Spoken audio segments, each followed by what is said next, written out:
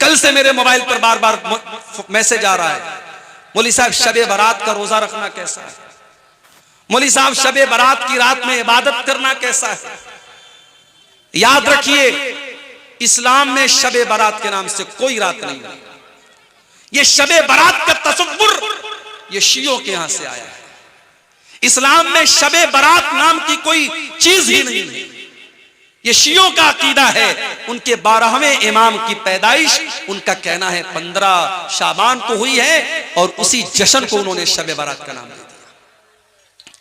ना तो अल्लाह के नबी से शबे बारात की रात की कोई फजीलत साबित है, ना उस रात में इबादत करना साबित है, न दिन में रोजा रखना साबित है, न ये आतिशबाजी करना साबित है, न मस्जिदों को सजाना साबित है, न कब्रिस्तान पे जाना साबित है, न मुर्दों के लिए मग़फ़िरत की दुआ करना साबित है।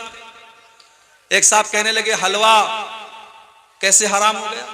सूजी जायज है, चीनी जायज है, देसी घी जायज है, नारियल जायज है और आप कहते हलवा हराम है। सबको मिक्स कर दिया तो हलवा बन गया, आप कहते हलवा हराम है। मैंने कहा भाई हलवा हराम नहीं है, हलवा हराम नहीं है, हलवा यकीनन बहुत अच्छी चीज है, हमको भी खिलाइए, हम भी खाएंगे, मगर आपकी अकीदे के मुताबिक बना रहे हैं। आप शबे बारात पर बना रहे हैं तो क्यों बना रहे हैं आप? एक साहब कहने लगे हलवा हम इसलिए बनाते हैं क्योंकि नबी अकरम के दांत टूट गए थे ग़ज़वा उहद में, आपने हलवा खाया तो इसलिए हम हलवा खाते हैं। मैंने कहा भाई साहब ग़ज़वा उहद हुई है शव्वाल में और शबे बारात मना रहे हो शाबान में, तुम 2.5 महीना एडवांस में हलवा खा रहे हो। नबी अकरम ने अगर हलवा खाया भी था, पहली बात तो ये मन गलत बात है, अगर आपने खाया था तो शव्वाल में खाया था, तुम्हें इतनी जल्दी पड़ी है, तुम 2.5 महीना पहले हलवा खा रहे हो। और फिर हलवा असल में ये पेटू किस्म के शिकम परवर मौलवियों ने इजाद किया ताकि हमारे पेट की दुकानें चलती रहे।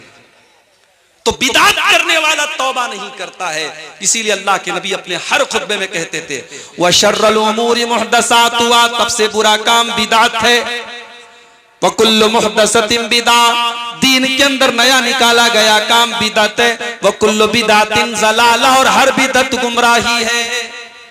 उसूल याद रखिए, शरीयत का एक उसूल याद रखिए। हम जो कलमा पढ़ते हैं ला इलाहा इल्लल्लाह मुहम्मदुर रसूलुल्लाह, इस कलमे के अंदर 2 उसूल मौजूद हैं। ला इलाहा इल्लल्लाह का मतलब इबादत अगर होगी तो सिर्फ और सिर्फ अल्लाह की होगी, इबादत अगर होगी तो सिर्फ और सिर्फ अल्लाह की होगी। और मुहम्मदुर रसूलुल्लाह का मतलब यह है कि इबादत अगर होगी तो मुहम्मदुर रसूलुल्लाह के तरीके के मुताबिक होगी। तो कलमे के अंदर 2 उसूल सिखाया गया। इबादत किसकी होनी चाहिए? इबादत सिर्फ अल्लाह की होनी चाहिए। और इबादत कैसी होनी चाहिए? इबादत जनाबे मुहम्मदुर रसूलुल्लाह सल्लल्लाहु अलैहि वसल्लम के जैसी होनी चाहिए। तो जो शबे बारात मना रहा है वो समझो पुराना 500 और 1000 का नोट आज चलाने की कोशिश कर रहा है। चोलबे पुराना नोट चोलबे कभी ना चोलबे इंशाअल्लाह।